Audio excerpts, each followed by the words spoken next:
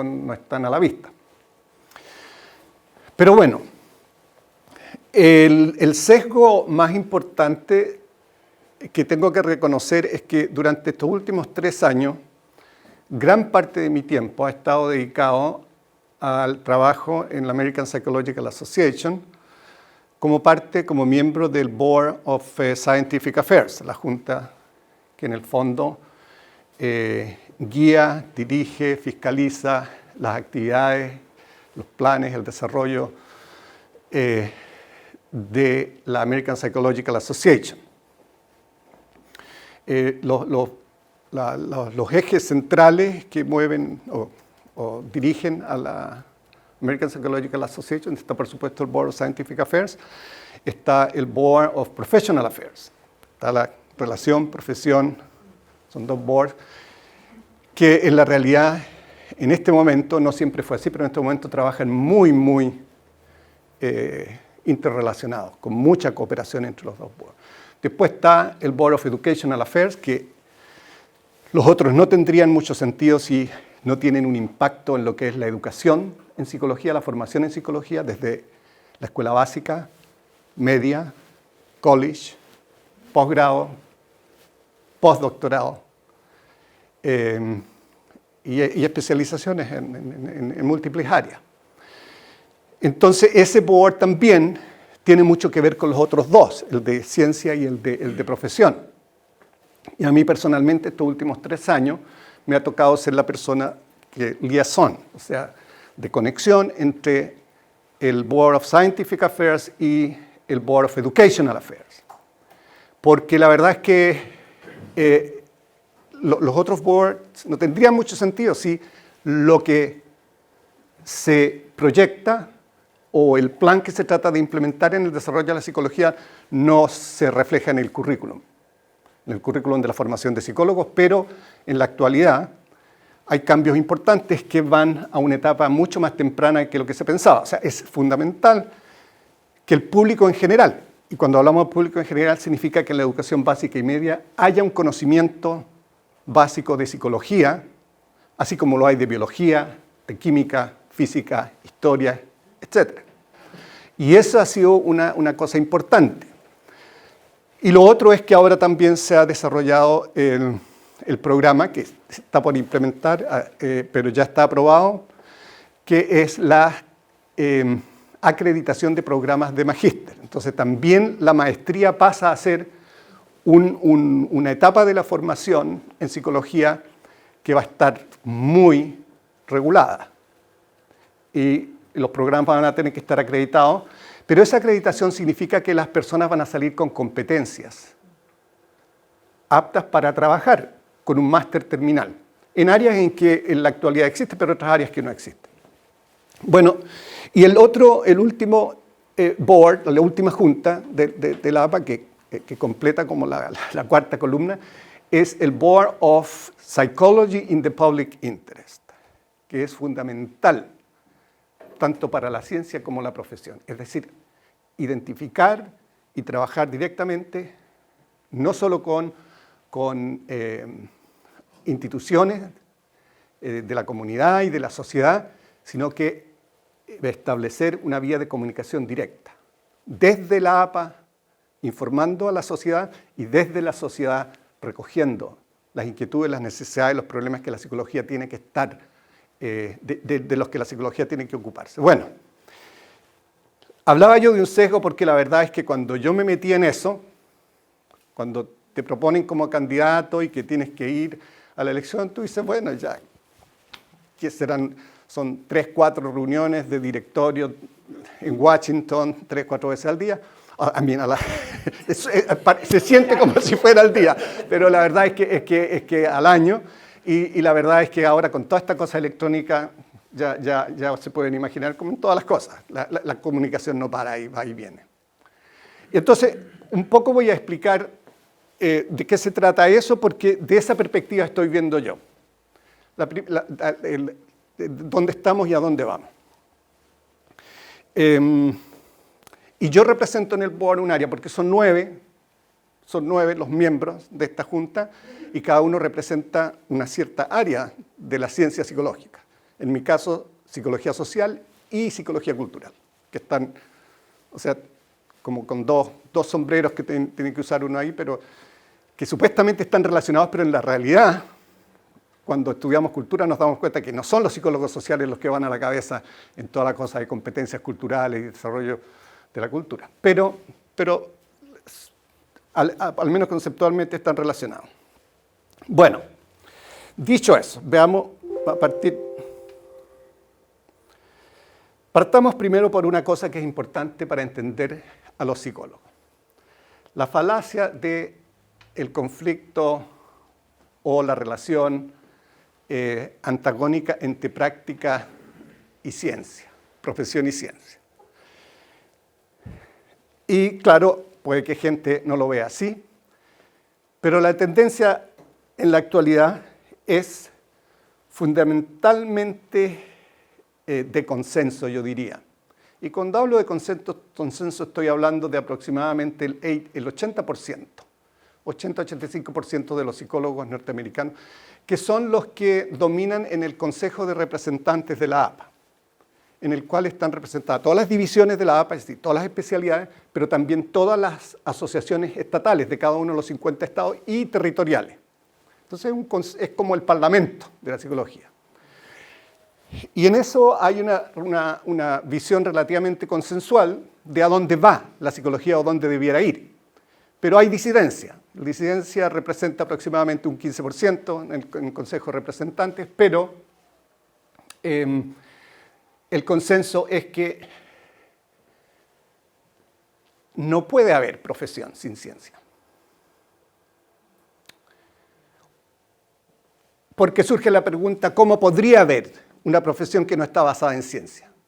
Si vemos la medicina, podemos concebir una medicina sin biología, sin química, aunque no nos guste la química. Pero si tú vas a estar prescribiendo medicamentos, tienes que tener conocimiento de química. Por lo tanto, es difícil concebir que un médico diga, no, a mí no me interesa la química. No puedo limitar mi quehacer a lo que me diga la química, la física, la biología, etcétera, la fisiología. Y esa es una relación de relativo consenso. Y se ve como un fundamento de ética social.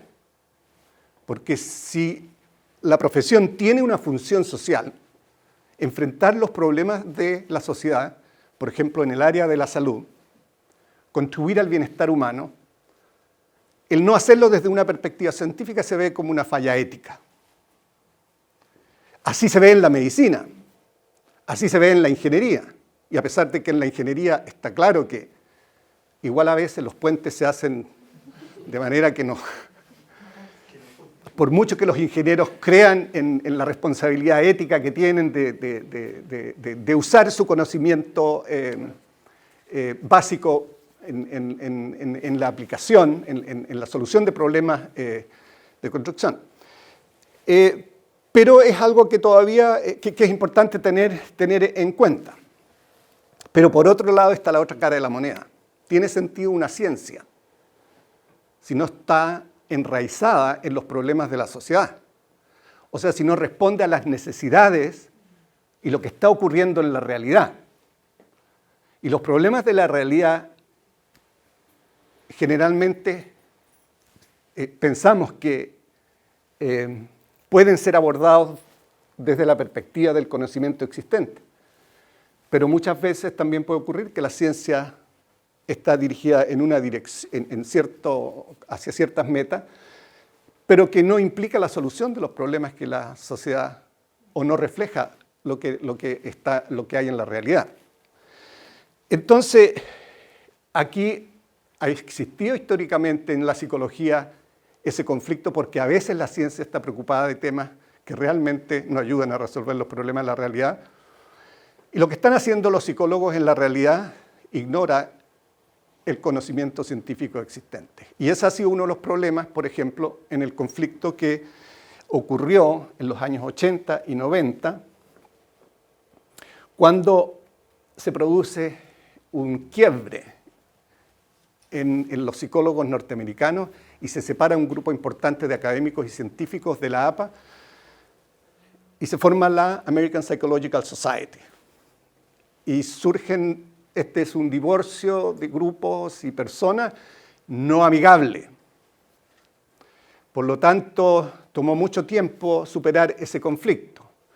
Pero eso ocurría fundamentalmente porque los académicos y científicos se daban cuenta que existía, y hay estudios, hay algunas referencias, no tengo aquí las referencias, pero si están interesados, creo que en el curso vi que había un par de referencias en el curso de Filosofía de la Psicología que toman en el primer año del doctorado, creo que hay un par de referencias ahí donde se reportan datos de la magnitud del conocimiento científico existente en psicología que no está siendo usado por los psicólogos como profesión. Y entonces encontramos que lo que están haciendo los psicólogos profesionales no solo muchas veces no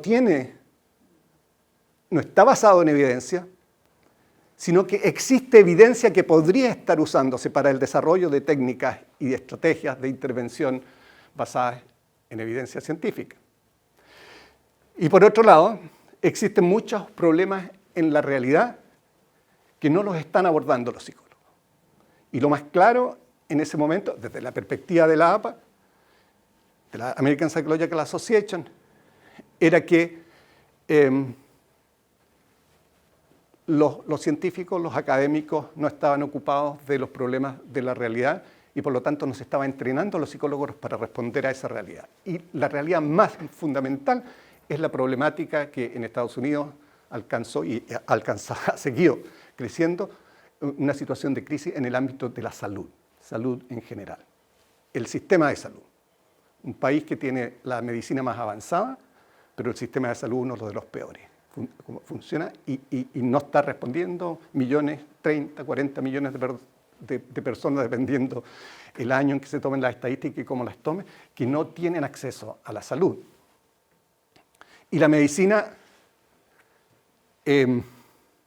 ¿cómo dice? Struggle, se esfuerza, se complica, lucha, gracias, lucha por responder a esa crisis y se dan cuenta que solos no pueden responder a esa crisis. Y viene la gran reforma del sistema de salud, que eventualmente culmina con el gobierno de Obama en lo que es el Affordable Care Act, o Obamacare que le llaman peyorativamente algunos y con orgullo otros, que en el fondo implica un cambio total en la forma de abordar eso. Y se ve la gran deficiencia que hay en el área de los fundamentos conductuales de la salud física. En la falencia, la ausencia de la psicología en la solución de los problemas fundamentales de salud del país. Es decir, soluciones que la psicología podría estar aportando, trabajando con los médicos, con los enfermeros, con otras profesiones, pero que no lo estaba haciendo. Y no es una crisis menor, o no es un detalle menor, como diría mi amigo Jorge Mansi, ¿no? Una católica. Es realmente un aspecto fundamental en la visión de la sociedad. Bueno,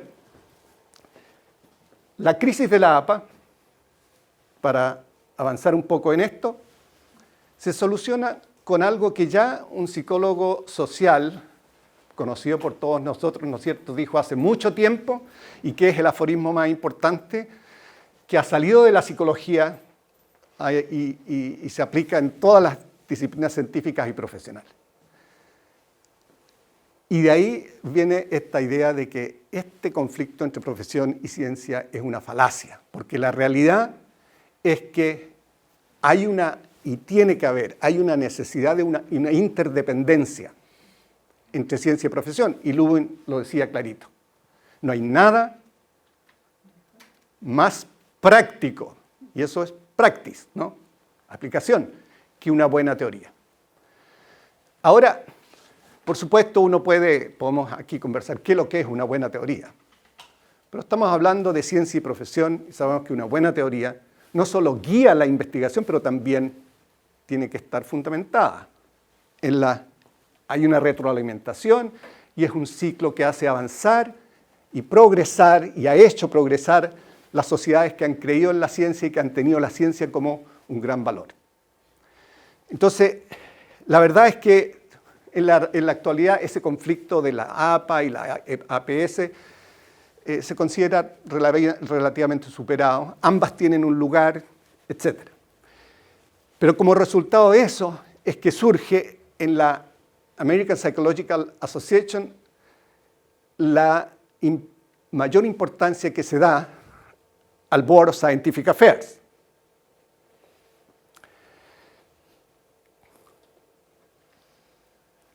Primero, y eso lo voy a explicar más adelante, pero primero aquí la psicología empieza a tomar conciencia, y esto ocurre en los años 90, comienzo de este siglo. A comienzos de este siglo se sigue enfatizando. La psicología se redefine a sí misma. La APA se redefine a sí misma. En su concepción tradicional, el moto, como dicen, el moto de la APA era el avance de la psicología como ciencia y profesión para contribuir al bienestar humano. No, contribuir al bienestar humano y social, algo así. Y se reformula y se cambia una sola palabra, es decir, se agrega una sola palabra. El moto de la APA ahora es el avance de la psicología como ciencia y profesión para contribuir a la salud y bienestar humano. No salud mental, salud. Salud incluye salud mental, física. Salud es un concepto incluso social, que trasciende fronteras, universal. La salud se ve de una manera global, y ahí está la OMS, está la Organización Panamericana de la Salud, que han ido mucho más adelante en eso porque enfrentan esa realidad. La salud no tiene fronteras, no tiene colores, no tiene límites, es global. Y la psicología se sube a ese buque, con agregar esa simple palabra en el moto de lo que es la APA, de lo que considera la APA que es la esencia de la psicología. En el fondo, sacarla del encierro de esta casilla de que psicología es salud mental. Psicología es salud, que incluye lo mental. Y trata de borrar esta línea divisoria entre salud mental y salud física. Y los datos lo avalan. Y ahí les voy a mostrar algunos datos más adelante. Entonces, una de las cosas que se ve como fundamental al redefinirse la psicología como una profesión de la salud, y esto no es una definición, nosotros vamos a agregarnos a lo de la salud, no. La APA plantea aquí, tiene que ser una relación igual a igual con todas las otras profesiones de la salud. Pero al meterte en el ámbito de la salud, tú te encuentras con algo que a muchos de los psicólogos no nos gusta o no nos gustaba, porque es complicado. Si tú te asocias con los médicos y te metes en el ámbito de la salud, ¿no es cierto? La historia del médico como el reyesito del hospital y toda esa, o el patrón del fondo, depende de la región y la cultura, lo que es. Y sobre todo cuando entonces te enfrentas incluso en salud mental con el psiquiatra y esa relación.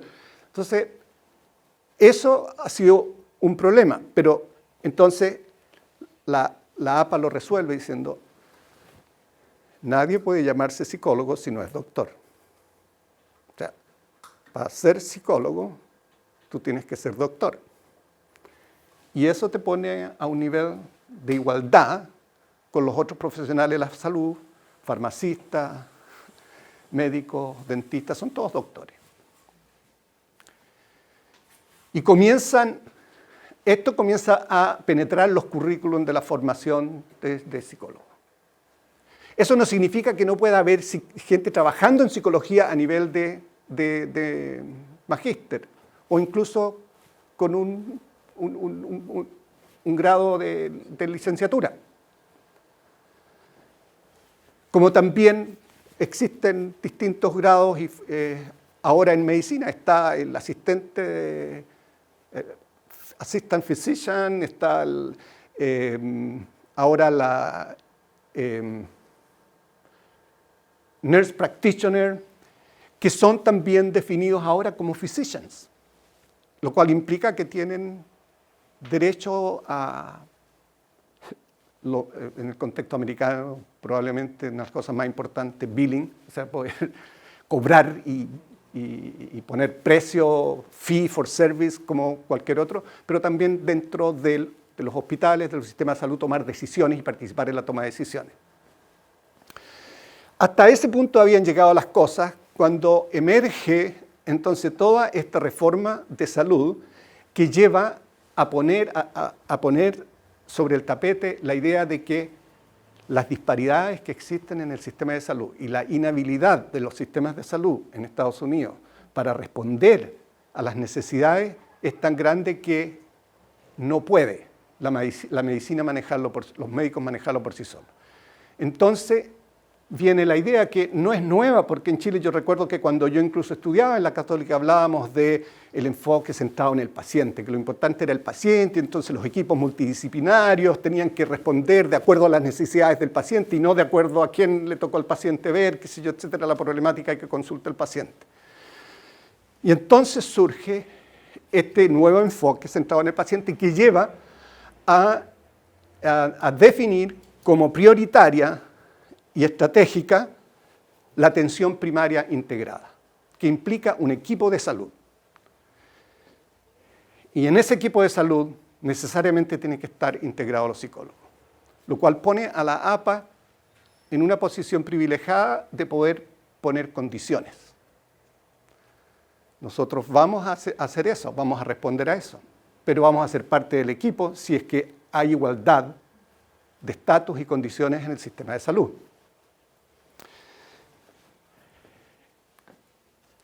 A lo cual la American Medical Association responde absolutamente positivo.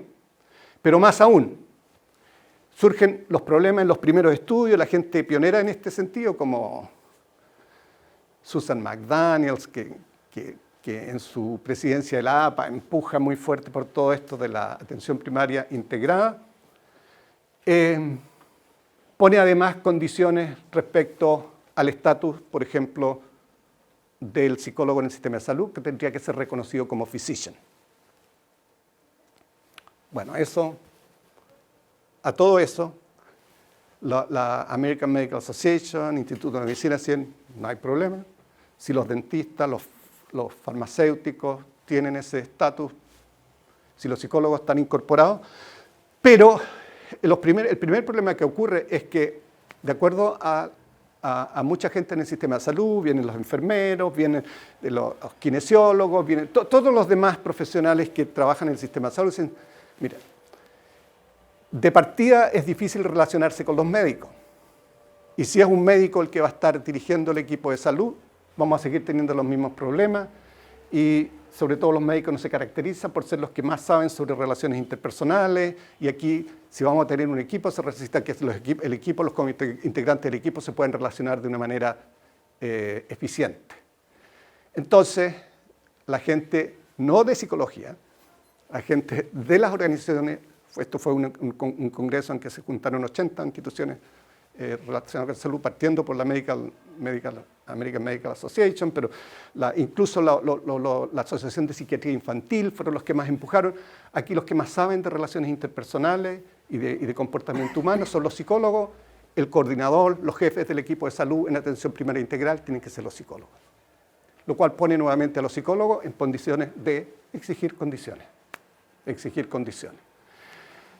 El asunto es que, para hacer esta historia corta, porque no es lo central que me interesa hoy día, la APA dice, bueno, ¿y qué condiciones ponen ustedes? Y hay un consenso en todas las otras organizaciones.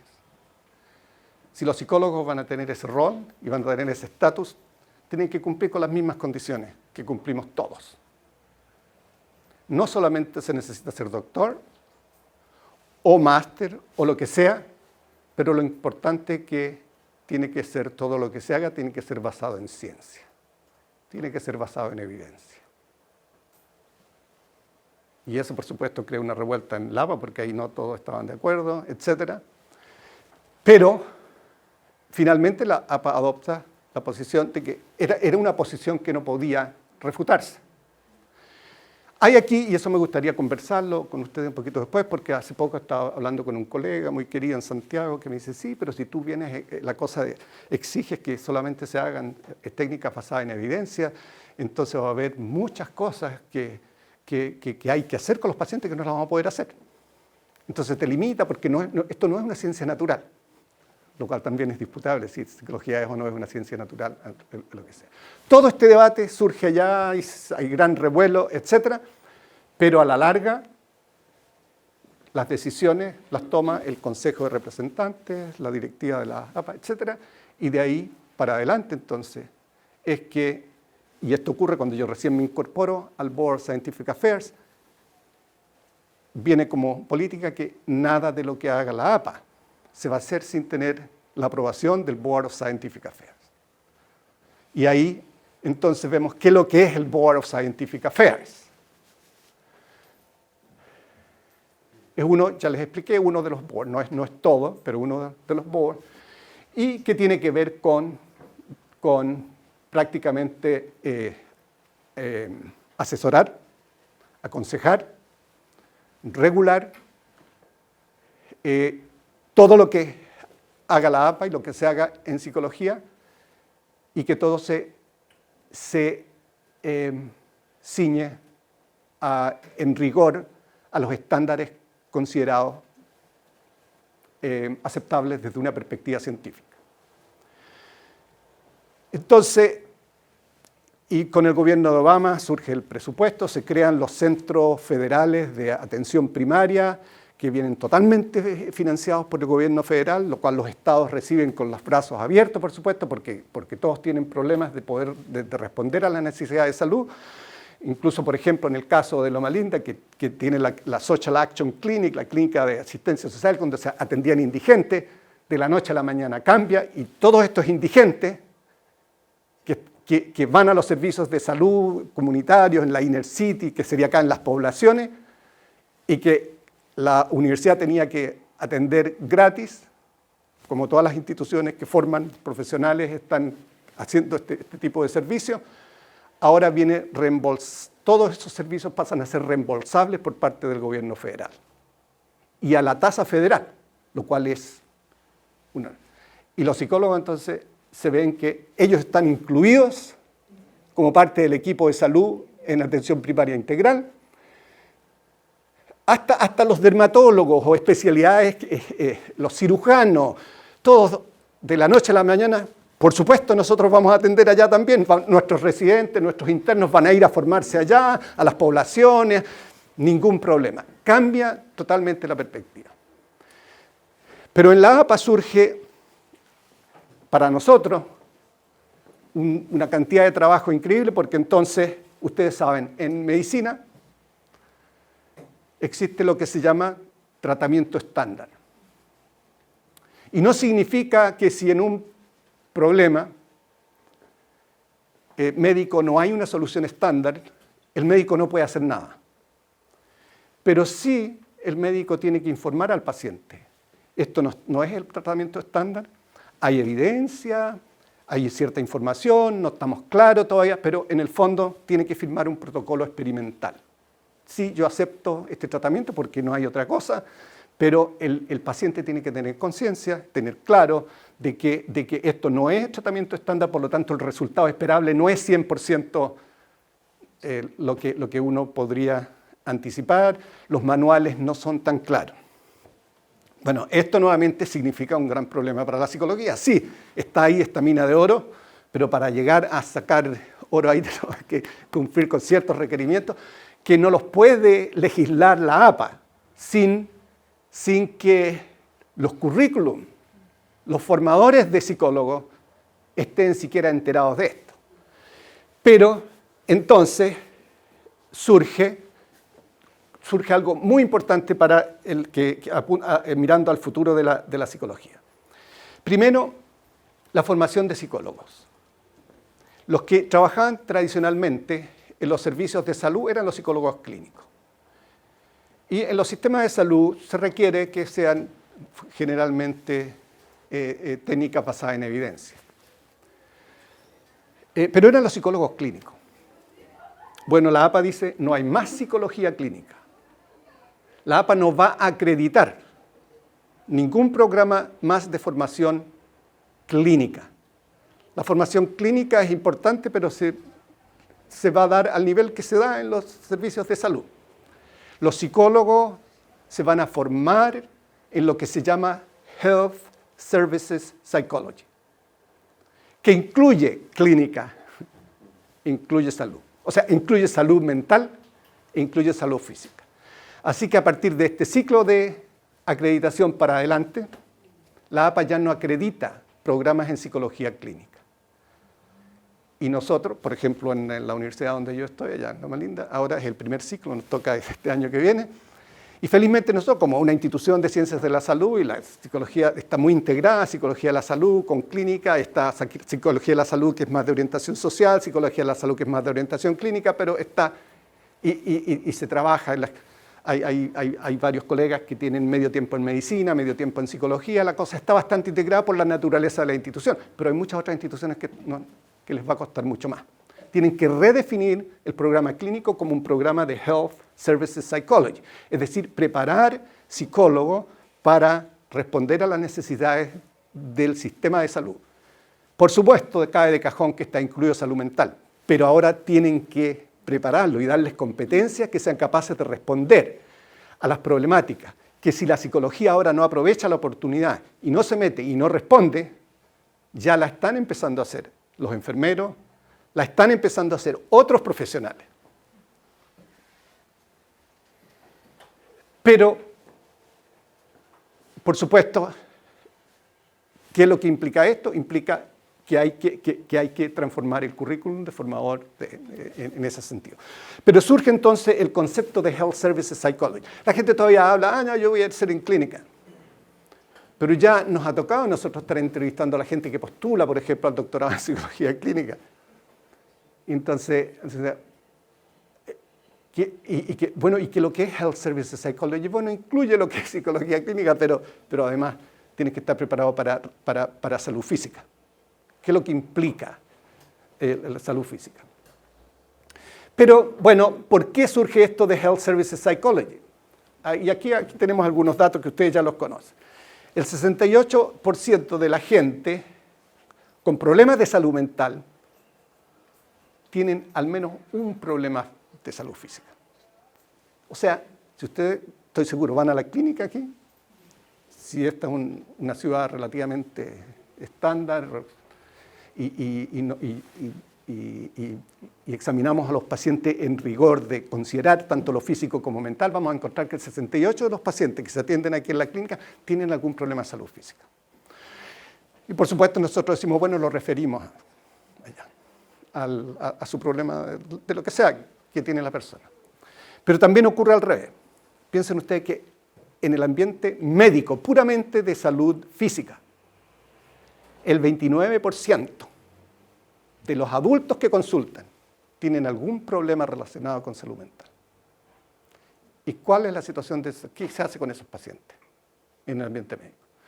Bueno, la OMS ha avanzado mucho más que lo que ha avanzado la APA, mucho más que lo que han avanzado los psicólogos, porque existe ¿cómo le llaman? El WHO5, no sé cómo lo llaman en español, el World Health Organization 5, que es una pequeña escalita que capaz que hasta se la pase cuando ustedes van a su chequeo anual, le hacen como 5 preguntas respecto a cómo usted se ha sentido, que en el fondo es de bienestar psicológico, pero que es buenísimo como un primer detector de depresión, que es una de las cosas importantes en el sistema de salud, y eso en Chile tenemos conciencia de eso, está incorporado en el auge, está incorporado en los servicios de salud, pero lo quieren sacar del auge, y quieren sacar a los psicólogos de los consultorios, me he enterado yo recientemente, que hay gente que quiere sacar a los psicólogos de ese tipo de cosas. Y una de las razones es porque los psicólogos no saben tratar depresión, basado en evidencia. Pero eso seguramente saben más ustedes. No sé cómo estamos con la hora, que yo de repente me paso con esto. 12:10. Eso significa unos 10 minutos más. 20 más. Unos 20 minutos más. Ya.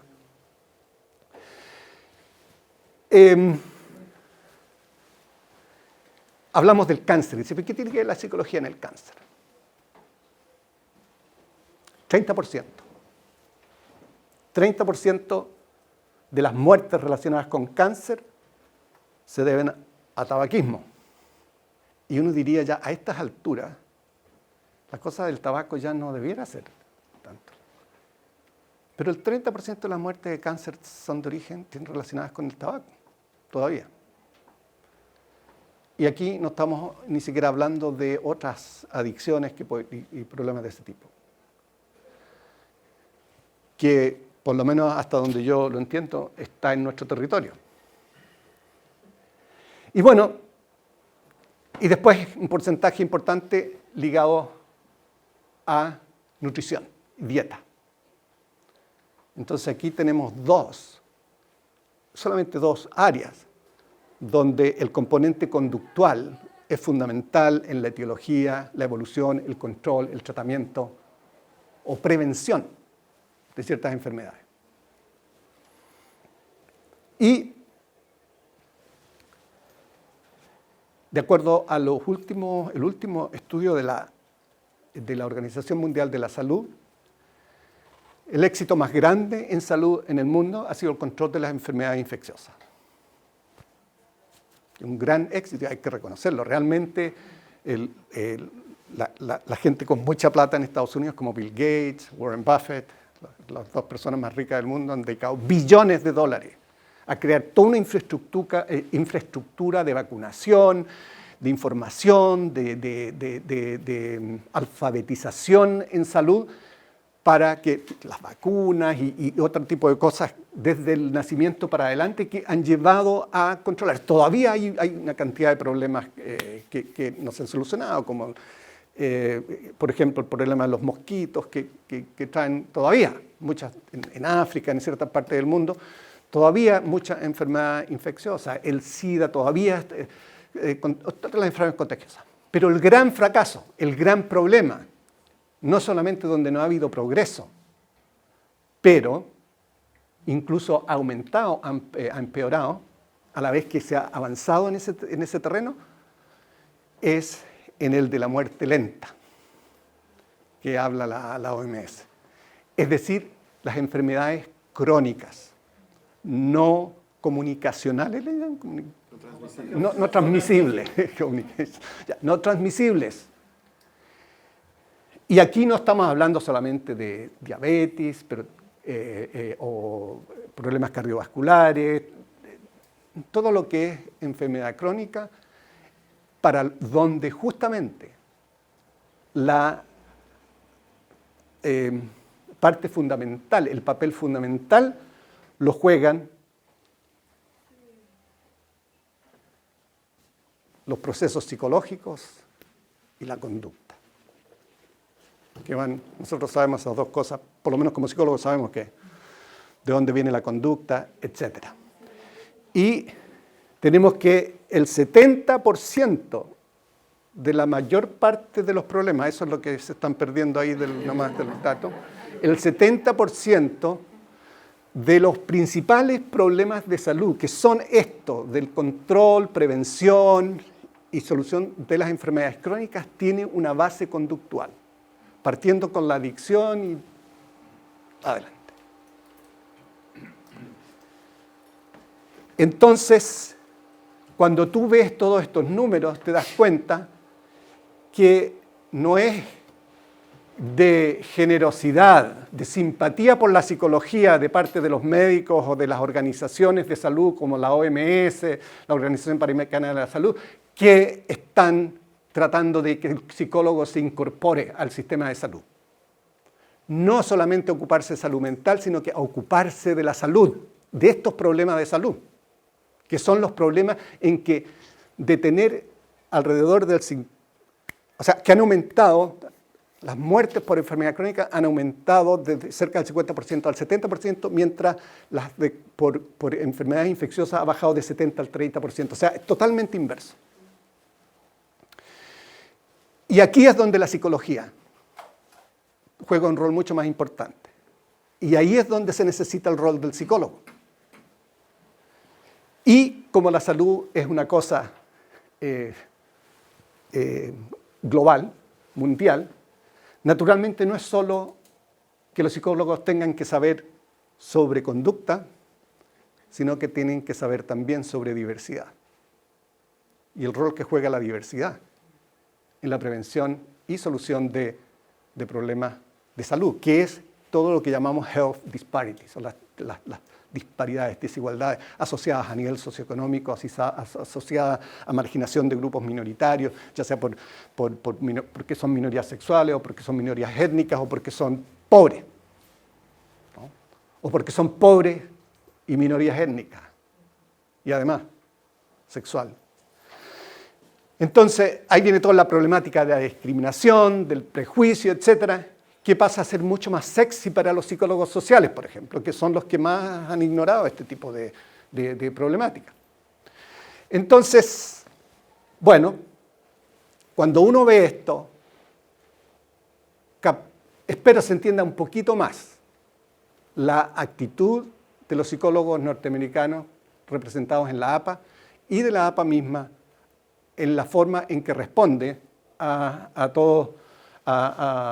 esta realidad de la reforma en salud que implica atención primaria integral, que en el fondo no es nada más que la atención centrada en el paciente. El paciente es el foco de atención, la especialidad es secundaria, la disciplina que se ocupa de solucionar el problema, si es psicología, si es una especialidad médica, es secundario. O si incluso a lo mejor es una problemática social, donde el rol del trabajador social es más importante que incluso el del psicólogo o del médico. Pero qué es lo que el paciente necesita y cómo se enfrenta a ese problema en la comunidad va a depender de la opinión informada, basada en evidencia, del equipo integrado de salud primaria. Y allá es donde van los psicólogos. Allá es donde están los trabajos y allá es donde están los fondos de investigación. Y yo lo digo porque hay gente que a mí me identifica como psicólogo de la salud. Yo soy psicólogo social y si a algo me he dedicado es al estudio de la cultura. Pero todo esto que yo he podido hacer en investigación o desarrollo teórico ha podido ser gracias a los fondos que vienen del sistema de salud para estudiar estos problemas y que nos permite estudiar estos mismos problemas en el sistema de salud, aportar a la solución de problemas en el ámbito de la salud. Pero uno está investigando psicología social, está investigando prejuicio, estigma, está investigando cultura, cómo la diversidad cultural, el prejuicio, los prejuicios culturales. Bueno, los prejuicios por definición son enfermedades culturalmente transmitidas. Entender cómo funciona todo esto, porque todo esto que uno y que nosotros, por ejemplo, hemos aprendido, digo nosotros, la gente, mis estudiantes, los colegas con que trabajamos en el área, algunos aquí, todo eso que hacemos en el ámbito de la salud puede trasladarse al ámbito educacional, puede trasladarse al ámbito político. Y bueno, no voy a meter a eso porque de eso voy a hablar un poco con datos ya de investigación en el Congreso del CUE la próxima semana, de cómo nosotros lo que hemos aprendido en salud, ahora lo estamos aplicando para entender a Trump, entender lo que pasa en Estados Unidos, por ejemplo, con la polarización política, lo que pasa en Brasil y que también en cierto modo ha pasado en Chile, la polarización política. Entonces, no se trata de que uno tenga que lo único que van a hacer los psicólogos, que antes eran todos los psicólogos, que los que querían estudiar psicología querían estudiar clínica. Bueno, ahora si ya no va a ser clínica, ahora es Health Services Psychology, pero yo igual voy a seguir haciendo lo que sea. Las otras especialidades también son importantes. Lo que ocurre es que toda esta transformación, todo este avance, y es que ha llevado a la redefinición de la psicología en uno de los países donde la psicología ha alcanzado como profesión sus niveles más avanzados, justamente tiene aplicaciones en otros ámbitos, donde el psicólogo tiene que ocuparse de lo psicológico y conductual, que es relevante al fenómeno que uno está estudiando, ya sea social, ya sea jurídico, ya sea de desarrollo económico, organizacional, lo que sea. Pero la realidad es que, así como la clínica, la salud mental tiñó y en cierto modo definió la psicología profesionalmente por muchas décadas. Yo creo que y es un sesgo personal, un avance que esto se haya ampliado, porque no se trata de reducirlo a la salud, sino que se amplía ahora al ámbito de la salud en general, donde los psicólogos tienen mucho más que hacer que lo que probablemente ellos creían que iban a hacer cuando entraron a estudiar psicología. Ahora, dos cosas relativamente controvertidas que han dividido a los psicólogos, pero no es una división así como 50-50. Estamos hablando de 85-15% en Estados Unidos.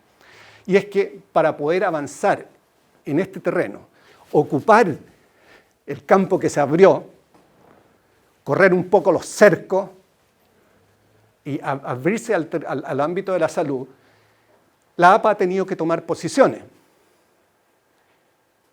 Y en eso es donde nosotros hemos estado involucrados todo este tiempo. Porque, en primer lugar, la APA no se atrevió a hablar de tratamiento estándar, no se atrevió a hablar de técnicas basadas en evidencia solamente, pero por lo menos entonces se define como guidelines. Y hay dos tipos de guidelines. La primera, que son de tipo más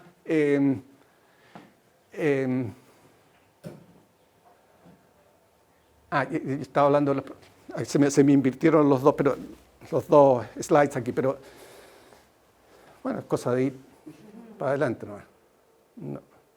No, ¿dónde? ¿Cómo? ¿O me salté yo esta parte? Ya. Ahí está, Professional Practice Guidelines, que yo creo que aquí en realidad me ha llamado la atención que el Colegio de Psicólogos, por ejemplo, de repente ha sacado algunas declaraciones respecto a, por ejemplo, tratamiento de minorías sexuales, que había ciertas decisiones críticas y el Colegio de Psicólogos, supuestamente representando a los psicólogos chilenos, ha marcado el paso un poco, ha puesto los puntos sobre las i, igual controvertido, etc.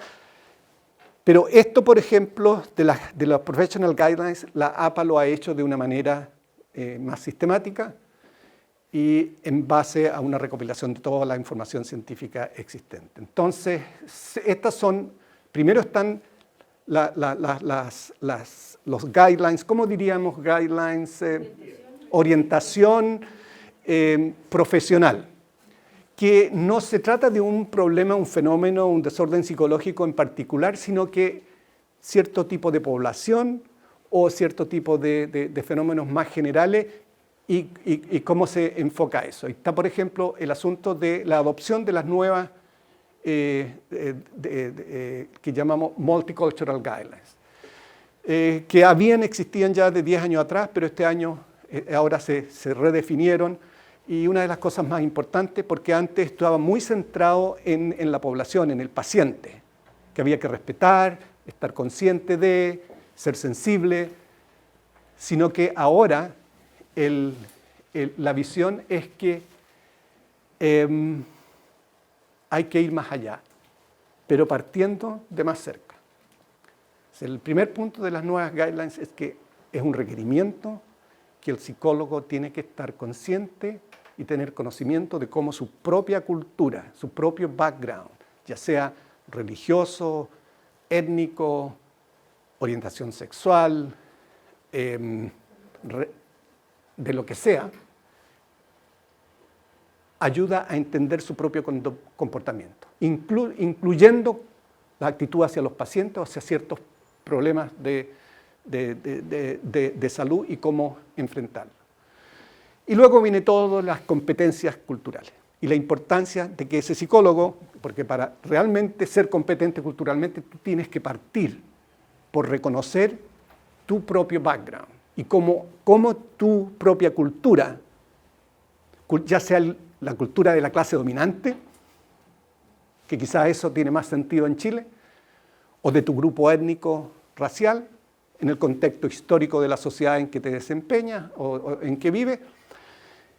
Pero está bien clarito, y esto significa que la acreditación de programas de formación de psicólogos pasa por el hecho de que en el currículum y de manera horizontal en todas las áreas de formación del psicólogo, todo lo que tiene que ver con cultura y diversidad tiene que estar involucrado. Y cuando hablamos de diversidad, ahora también está, por ejemplo, incorporado todo lo que es las minorías sexuales, porque también han sido poblaciones que han sido individuos, que han sido históricamente discriminados, marginalizados, etc. Religión. Todo el problema de la islamofobia en Estados Unidos, que aquí la gente a lo mejor no lo entiende, pero es un problema religioso, ¿no? Y si entonces no se trata de qué religión eres, sino que el hecho de que tu religión es un factor de discriminación. Entonces, todo este tipo de orientaciones profesionales que el psicólogo tiene que tener en su formación, o sea, sea lo que tú vas a hacer con el paciente, tiene que partir por el hecho de que tú reconoces que así como tu visión de un particular fenómeno o de la realidad te influye, tienes que tratar de entender cómo el background, la historia del paciente, ya no solo la historia personal de aprendizaje o de historia, qué sé yo, sino que social, cultural, etc. Tiene que estar integrado desde el punto de partida. Y lo otro, viene el problema que es más controvertido, porque en eso no hubo mucha tragedia. Y digo tragedia porque igual estas cosas no son decisiones así tan simples y fáciles. A mí me tocó cuando se aprobaron estas Professional Guidelines relacionados con incorporación de diversidad y background cultural, y minorías sexuales, etc., estar en el Consejo de Representantes. Porque, primero que nada, antes de llegar al Consejo de Representantes, tiene que tener el visto bueno del comité científico. Todo lo que hace la APA, y eso es lo que nos ha abrumado a mí en los últimos años, felizmente ya en diciembre termino mi periodo, pero porque todas estas cosas ahora tienen que ser primero aprobadas por el Board of Professional Affairs y el Board of Scientific Affairs. El Board of Professional Affairs siempre ha estado involucrado. Y de ahí le llega el golpe al Board of Educational Affairs, porque entonces esto va a todos los programas acreditados por la APA, que tienen que tomar noticia de los cambios de políticas, etc. Pero estar ahí en esa reunión, donde hay gente que peleas, llantos, realmente impresionante, porque son cosas que le llega a la gente fuertemente. Cuando estamos hablando de discriminación racial, ¿qué es más importante, la discriminación por orientación sexual o la discriminación racial? Y entonces gente que se ofende, psicólogos, colegas afroamericanos, ¿cómo puede siquiera pensar que el ser homosexual es equivalente? Ser discriminado por orientación sexual es lo mismo que ser discriminado por tu raza, por tu color, por haber sido esclavo y todo eso. Entonces entra toda la emocionalidad, pero finalmente, en último término, las instituciones democráticas funcionan y las cosas llegan a una decisión y todos terminan felices que finalmente se pasó y se aprobó eso. Pero cuando llegamos al problema de las guidelines, de clinical guidelines, que es lo que va a marcar la pauta de formación de psicólogos en Health Services Psychology, implica que, por ejemplo, PTSD, que fue lo primero. El sistema de administración de hospitales de veteranos hace unos años dijo, aunque contratáramos a todos los psicólogos de Estados Unidos que saben algo de PTSD, no es suficiente para la necesidad que tenemos en el sistema de veteranos. Bueno, ustedes entienden, toda cosa de la guerra y esta guerra que no termina nunca y que sigue yendo a la guerra, como que la guerra hubiera terminado, pero hay miles y miles y miles de personas que diariamente están saliendo en un nuevo tour, le llaman, tour y cuando vuelven, ¿dónde van? O sea, ya se olvidan de ellos. Entonces, ese es un problema tremendamente importante. Después vienen todas las consecuencias del acoso sexual, de los asaltos, de la violencia, la inseguridad, que también resultan en violencia doméstica, que termina también en PTSD, o sea, estrés postraumático. Estrés postraumático. Entonces, cuando vemos esa realidad, entonces la parte por eso.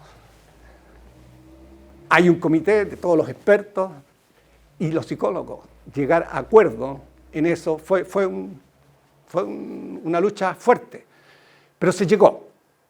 Y luego, después de que todo eso está hecho, va a nosotros, que tenemos que darle el visto bueno de que todo esto realmente cumple en rigor con los criterios de cientificidad.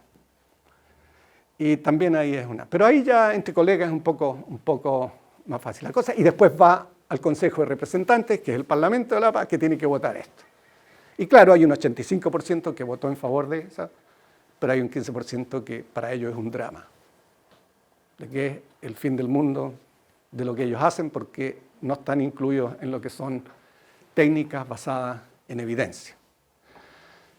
Por eso el término guidelines en vez de standard practice. Y hay como 15, ahora ya la verdad es que les mentiría si les doy el número exacto porque eran de 14, después se aumentaron, porque incluso en técnica psicodinámica ahora hay gente que está trabajando y han desarrollado manuales de intervenciones breves, donde hay resultados predecibles, claros, que son en cierto tipo de casos, entonces ha ido aumentando, pero tú, si eres psicólogo, trabajas en servicios de salud, te toca un caso de estrés postraumático, tú eliges de ese menú, pero no te puedes salir de ese menú. Y si tú crees que hay algo que no se está considerando, bueno, te vas al laboratorio, o te vas a investigar, o a conseguir fondos para investigar eso, se encuentra nueva evidencia, se pueden agregar nuevas técnicas, nuevas intervenciones. Ahora se terminó el trabajo en depresión, porque también es otro problema, no solo en Chile, en todas partes, problema serio, exactamente lo mismo. Estas son las técnicas basadas en evidencia para enfrentar la depresión. Y ahí hay más consenso, porque realmente hay aportes importantes de los sectores dinámicos, que son los que más se oponen a eso, que son una minoría, pero en este tipo de cosas no se han opuesto. No se han opuesto porque hay cosas, aportes importantes que en algún tipo de desórdenes que ellos pueden aportar y que en ciertas condiciones, en ciertos casos. Entonces va construyéndose un consenso, incluso en términos de orientación teórica, porque se entiende que es una problemática social, de responsabilidad social, que la psicología tiene que responder, tiene que contribuir y por otro lado es una oportunidad para la profesión, para la disciplina de realmente cumplir con un sentido de responsabilidad social, aportar en un sentido mucho más amplio. Y la verdad es que cuando tú ves los estudiantes que se gradúan de los programas y tienen el término Health Services Psychology o han tomado cursos en atención primaria integrada, los trabajos son, pero así, mucho mejor remunerados, ninguna dificultad. Eso es la gente que consigue los trabajos y que hay demanda. O sea, nosotros hemos estado tratando de conseguir profesores, porque naturalmente en el departamento mío una de las prioridades fue de empezar a formar gente en atención primaria integrada, porque está ahí la escuela de medicina, está la formación de los residentes, los internos, hay 8 hospitales manejados por la universidad. Entonces está el terreno y los estudiantes se están formando ahí. Entonces, pero no hemos podido conseguir profesores. Cuando hablé con Susan McDaniels, que fue los 2 periodos anteriores de la presidenta, o 3, que empujó toda esta cosa mucho, y me dice, lo siento, nosotros estamos formando gente, pero la gente que estamos formando la estamos empleando nosotros mismos, porque no tenemos de dónde sacar. O sea, ahí eso es para mostrarle un poquito a dónde van los psicólogos. Y los estudiantes de posgrado que están postulando ya empiezan a ver eso y empiezan entonces a pensar en esto no como una limitación, sino como una apertura de oportunidades, laborales. Esto no significa que no hayan otras especialidades, pero volviendo al problema de la Health Services Psychology, ¿quiénes son los que están incluidos ahí? Uno pensaría que eran los que eran psicólogos clínicos. Ahora, psicólogos educacionales, que también son acreditados por la APA, la formación, están incluidos en Health Services Psychology. Es un ambiente distinto, pero lo que tú vas a aportar ahí es distinto. Pero todavía tienes que tener esta formación amplia que te permite ver salud mental y física integrada en un contexto educacional. Y al comienzo pensé, pero ¿qué tiene que ver esto con salud? Cuando esto estaba emergiendo. Y luego voy entendiendo. Ahora, psicología organizacional, que es otra área en que la APA ha estado, que sí, que no, de acreditación profesional, están siendo incorporados en el ambiente, en el área de Health Services Psychology, que en el fondo implica salud ocupacional y una serie de problemas de salud mental que ocurren en el trabajo, que inciden en en la productividad, por ejemplo, pero no solo eso, también está relacionado con otros problemas de salud física que también interactúan o que están moderados por este tipo de fenómenos y se ve también la necesidad de tener un enfoque integral. Ahora, curiosamente, hay gente haciendo cosas acá en Chile y me temo yo, y les digo por qué. Me temo que va a ocurrir como otras cosas que ocurrieron en psicología, que primero la tuvieron que tomar los economistas, los administradores, hasta que los psicólogos se dieron cuenta que podían hacer esas cosas. Yo creo que otras profesiones de la salud van a empezar a meterse en este tipo de cosas hasta que los psicólogos aquí se den cuenta que, oye, pero si eso viene esa investigación viene de la psicología. Y los psicólogos están haciendo esto en otras partes del mundo, ¿y por qué no lo estamos haciendo nosotros? Y ellos están ocupando el terreno. Y esto generalmente ocurre cuando empiezan a aparecer en los medios de comunicación. Digo, me tinca eso porque yo no tenía idea que había gente trabajando en eso. Lo más avanzado que estamos trabajando nosotros, y particularmente Trish, que es una colega que ustedes conocen, que trabaja en el laboratorio, ella está mitad en medicina, mitad en psicología. Está justamente trabajando en esto, en formación de competencias culturales en los internos en medicina. Los internos en medicina tienen que salir con competencias culturales porque la población, la diversidad de la población con la que trabajan así lo requiere y el sistema de salud lo requiere. Entonces, su área de trabajo es la formación de competencias culturales para poder enfrentar la diversidad que existe en la población de una manera ética. Pero, y ahí hemos avanzado bastante en esa área, hemos contribuido nosotros. Pero cuando yo llego acá a Chile me entero que en la Universidad del Desarrollo, en la Escuela de Medicina, justamente el próximo lunes, hay un seminario que culmina un proyecto grande que se ha estado llevando a cabo por varios meses de formación de competencias culturales en el sistema de salud. La Escuela de Medicina. Y eso lo están haciendo, el que dirige eso, tú lo conoces, está haciendo su doctorado en psicología, pero es enfermero, profesor en la Facultad de Medicina. No está. Yo pensé que porque me invitaron a presentar allá el lunes, invitaron a mi colega también, yo pensé que era en psicología y me enteró al llegar acá que es la Facultad de Medicina. Entonces, por eso pienso yo que a lo mejor va a tomar un tiempo hasta que los psicólogos aquí vayan en esa dirección, pero yo creo que a la larga van a tener que ir en esa dirección. Porque la salud es global, no tiene frontera, no tiene clase social, no tiene raza, orientación sexual, género. La salud es salud y tienes que enfrentarla de una manera integral. Ok, no sé si hay tiempo para preguntas. Primero, el curso de Psicología de la Salud es obligatorio. Alguna gente lo toma a nivel de pregrado, pero en el posgrado, en el doctorado, es obligatorio. Hay un segundo curso que es optativo, pero que es requerido para la gente que se está formando en atención primaria integrada, que es Health Disparities, donde vincula todo lo que nosotros sabemos de diversidad y cultura para entender las desigualdades, las inequidades en salud y en el ámbito social, y que es requerido para esa orientación. Y tercero, en el ámbito de práctica, cuando los estudiantes tienen que hacer su práctica pre-internado, porque después van a internado a una institución full time por un año, ¿no? Que es distinto, es un poco como lo hacen los médicos acá, pero en la práctica, de pregrado, o sea, no pregrado, sino que predoctoral, tienen que incluirse una rotación en al menos un par de departamentos de medicina. Y fundamentalmente es medicina familiar y otro donde hay una combinación de obstetroginecología y pediatría. Pero cuando tú lo haces en el ambiente de medicina familiar, se incluyen todas esas áreas igual.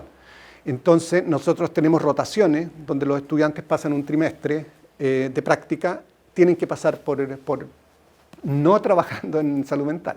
O sea, además de la práctica que es interna en el departamento, como tienen acá la práctica clínica, en la clínica del departamento, allá existe una clínica integrada de psicología, psiquiatría, trabajo social, enfermería, etcétera, que es nuestra, que es en un edificio propio, etcétera. Esa es controlada por el departamento. Estoy hablando de rotaciones fuera del departamento, y al comienzo costaba mucho, porque no había mucha gente interesada en atención primaria integral. Y hubo una colega que ella es medio tiempo en medicina familiar y supervisa a los estudiantes allá y medio tiempo en psicología, escribió un grant, $2 millones, y por lo tanto los estudiantes que entran al Health Services Sector, lo que quieren hacer medicina primaria integral, automáticamente son becados.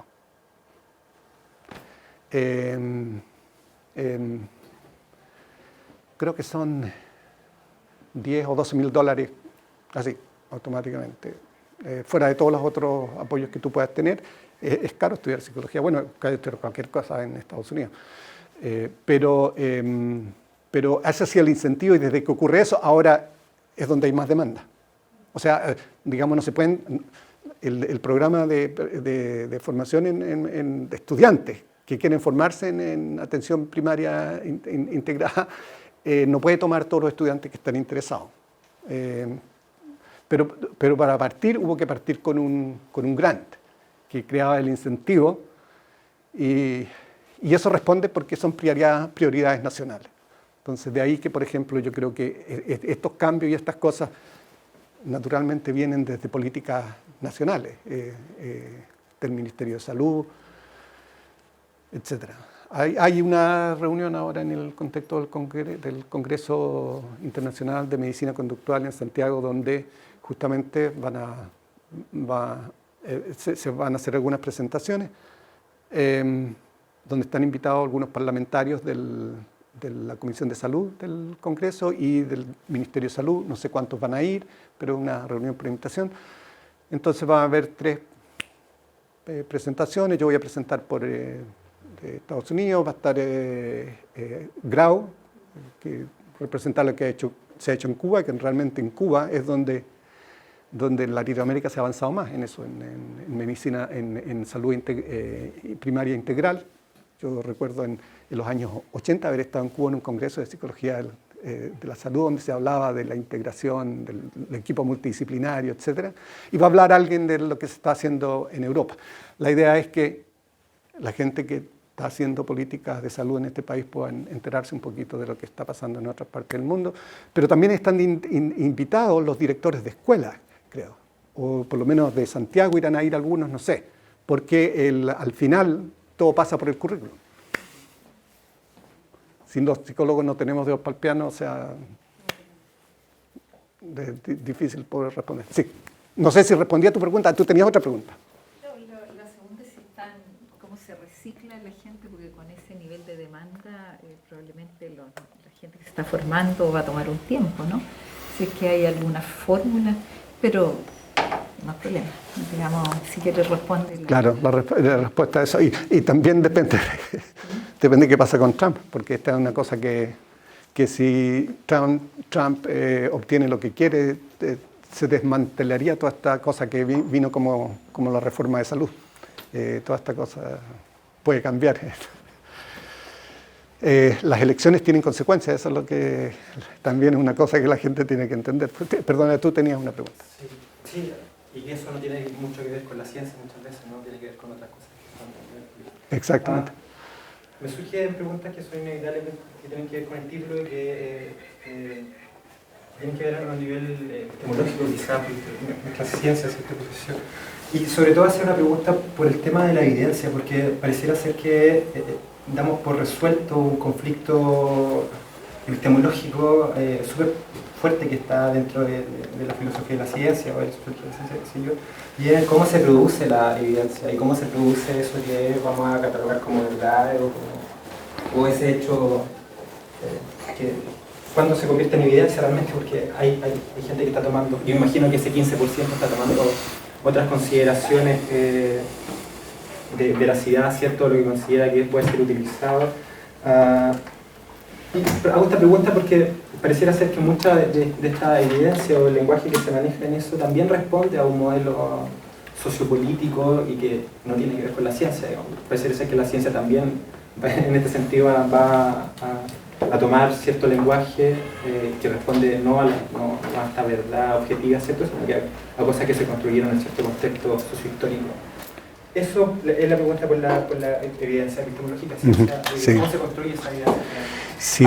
Y la observación de la caso de la salud es global. Yo creo que esa discusión también está presente. No sé si la salud es global, o sea, la comprensión que tienen los pueblos originarios o que tienen cierto grupo no es la misma la que tiene la APA, digamos, o la misma que se maneja en un nivel no tan profesionalizado, tan científico, y que también están operando, lleno de contradicciones quizá, pero también se está operando desde los sociales.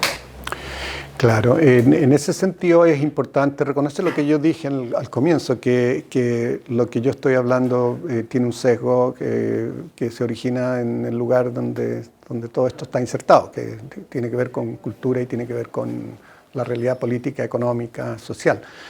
Pero respecto a lo de la evidencia, también es un tema importante, porque hay una discusión importante ahí que la APA la reconoce. La reconoce. Es que no estamos nosotros en un nivel de desarrollo como las ciencias médicas, por ejemplo, o la ingeniería u otras profesiones de ese tipo. Por eso es que hay un enfoque más flexible. Por ejemplo, hablamos de guidelines, no estamos hablando como en medicina tratamiento estándar, esto es. Y esto es lo que hablaba con un amigo mío, un colega en clínica que ha sido bastante creativo en su enfoque terapéutico, ha hecho cosas bien interesantes. Algunos de ustedes acá seguramente lo conocen porque en el pasado estuvo vinculado con la UFRO también.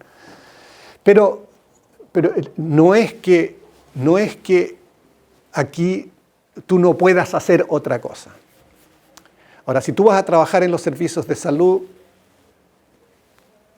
en el fondo la APA está respondiendo a esas demandas y no ha sido sin debate, incluso cuando tú lo ves desde el punto de vista ideológico, porque hay gente que tiene una actitud muy negativa hacia lo que es el rol del médico en el sistema de salud. Y meterse a trabajar con los médicos es como meterte un poquito, como dirían acá, en las patas del caballo, ¿no?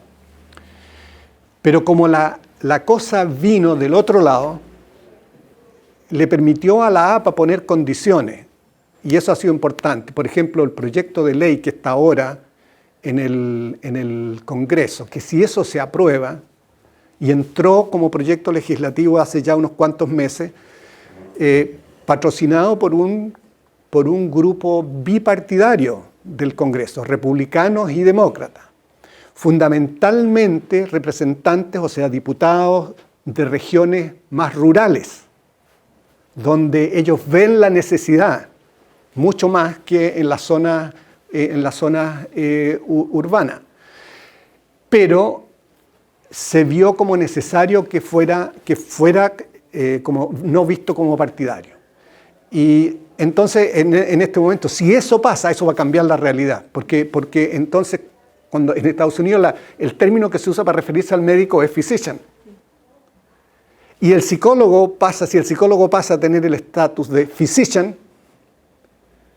esa problemática de relación con el paciente cambia porque tendrían el mismo estatus, atribuciones y responsabilidades dentro del sistema de salud en general. Y eso es apoyado por la American Medical Association. Incluso, yo no sé de la APA chica, de la Asociación Psiquiátrica, pero sí de la Asociación de Psiquiatría Infantil. Absolutamente aliado con los psicólogos, con la APA. Entonces, desde la perspectiva disciplinaria, tanto como la perspectiva política, hay bastante unanimidad. Y no ha habido oposición. Por ejemplo, los psiquiatras no se han opuesto abiertamente a esto, porque en realidad están todas las especialidades, y en ese contexto la psiquiatría es solamente una más, todas las otras, pediatría, name it, o sea, todas las otras especialidades. Entonces, se reconoce, son guidelines, y eso no significa que tú no puedas hacer otra cosa, pero si estás en el sistema de salud tienes que ceñirte a eso. Y lo otro es que alguna gente ha reaccionado, que si dicen, oye, hay cosas que son importantes y no están incluidas ahí, y esa es una buena razón para pedir plata, para investigarlo y demostrar. Y entonces, no es una cosa cerrada, es rígido, esto va a ser para siempre, sino que va a estimular mucha investigación o mucha investigación aplicada, porque lo que recuerda que, hablamos de clinical trials, entonces no estamos hablando de investigación de laboratorio. Si tú tienes desde tu perspectiva hay algo, todo lo que tú tienes que hacer es ensayos clínicos. Es decir, tú tomas una cantidad de pacientes, intervienes, controlas, randomizas, etcétera, y tú logras demostrar ciertos resultados bajo ciertas condiciones, ¡pum! Tienes el reconocimiento, o sea, está abierto. Pero es cierto, no está libre de todo lo ideológico, político, disciplinario, etcétera. Gracias por la presentación. Tengo un par de preguntas, un poco están las dos relacionadas. Mi impresión, y esto yo creo que ha pasado también en medicina en Chile, que más que en psicología, que el switch es al cambio a pensar en el bienestar del paciente, digamos. Entonces yo creo que de alguna manera en parte de la formación en psicología está mucho más centrado en el psicólogo más que en la persona con que vamos a trabajar, y eso requiere un switch distinto. Y no sé si me gustaría que nos contara un poquito más, porque yo tengo la impresión de que por lo menos en Estados Unidos la formación ética del psicólogo ha estado mucho más centrada en el profesionalismo y en la reflexión de tu práctica profesional y cómo eso afecta con los cuales cuánto trabajan. Digamos que yo creo que también parte importante de la formación de lo que uno hace de manera cotidiana, y mi impresión en Chile, y esto puede ser un sesgo, que estamos bastante más al debe, digamos, de cómo reflexionamos en términos profesionales lo profesional, y en términos profesionales cómo reflexionamos respecto a nuestra práctica y cómo impacta, no sé, con quien sea que estemos trabajando. No sé qué piensan ustedes, los que están más familiarizados con el ambiente médico acá o el ambiente de psicología.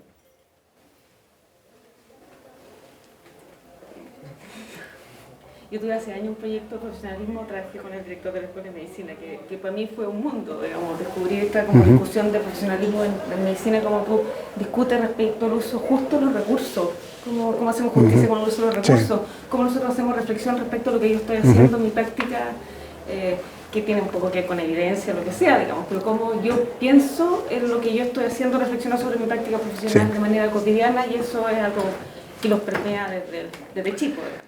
Claro, yo creo que es importante entender un poco la mentalidad médica, porque también hay diferencias dentro de la medicina. O sea, la gente que está por la medicina social y todas estas cosas, son la gente que están más activas en todo este tipo de organizaciones. Y eso ha sido históricamente. Y en la psicología también, la gente que está en la psicología comunitaria, por ejemplo, son los que más se han lanzado de cabeza en favor de esta cosa. Que tú pensarías ideológicamente, que si yo, los sistemas de salud, es porque ellos están ahí, donde las papas queman. Y a veces tienen las herramientas de cosas que quieren hacer, pero no tienen entrada en el sistema de salud. Ahora, si este es el costo, digamos, para partir y entrar por la puerta ancha y ocupar ese territorio y poder hacer lo que ellos están haciendo, porque la atención primaria, la verdad es que fundamentalmente donde tiene más sentido es en el sistema público de salud. Es en las comunidades. Entonces, los médicos también, yo creo que la Asociación Médica Americana en ese sentido ha sido estratégica, y la APA también, en el sentido de abordar esto como algo originado en un sentido de responsabilidad social. Es decir, esta es la crisis, este es el problema. ¿Qué vas a hacer? ¿Qué pueden hacer ustedes? ¿Pueden hacer algo o no? Y entonces cuando tú lo ves desde ese punto de vista, llegas a más gente que si tú lo estás viendo como una oportunidad profesional, porque ahí hay plata, hay trabajo, o desde el punto de vista nuestro, hay plata para investigar, etcétera. Que también es un factor, naturalmente, pero creo que los médicos que se salen de la parte de bioética, cuando ven, muchos médicos ven la ética desde la parte biológica, ¿no? A mí empiezan a hablar de responsabilidad social y todo eso. Cambia. Y creo que también a nosotros como profesión eso nos hace bien. Nos hace bien.